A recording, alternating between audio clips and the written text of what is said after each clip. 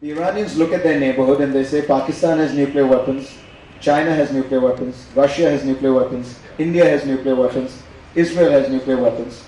The United States has 100,000 troops in Afghanistan. It had 100,000 troops in Iraq. That's on each of our borders. And you have an American regime that isn't sure whether it wants regime change in Iran or not. You know, if I were them, I would buy some insurance. And in the world of international relations, insurance is nuclear weapons. So it is, far from being some kind of mad messianic design of the mullahs, it strikes me as a perfectly rational strategic argument.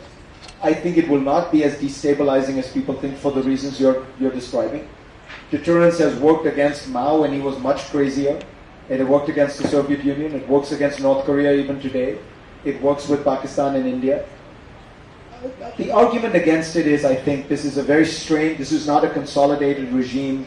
This is what seems to be a regime that does not have the support of much of the population. It seems infused by a certain kind of ideological and messianic approach to foreign policy. It could miscalculate, it could take risks. You could end up with the Egyptians thinking, well, if the Iranians have nuclear weapons, maybe we need them. Do you want to set off a nuclear arms race in the Middle East? So I think there are legitimate reasons to worry. My own view is we should try to prevent the Iranians from having this, because a best case scenario would be to not start this kind of nuclear arms race. But if they ended up with one or two crude nuclear devices without proper delivery systems, like the North Koreans, is it really the end of the world? Is it still? No, I think it's something. They could be contained, they could be deterred. It would keep them, they would pay enormous costs. And I think that's important to maintain those costs, because I think they should realize they're making a choice about whether or not they want to be, a proper, modern power. Or they talk about their need for energy. It's a joke. They flare off more natural gas. You know what I mean? They burn it off, essentially wasting it.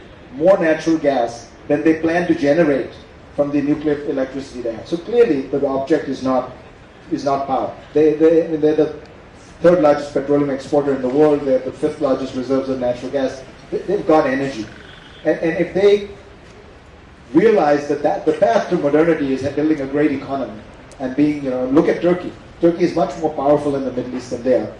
I think we would be in a more stable world.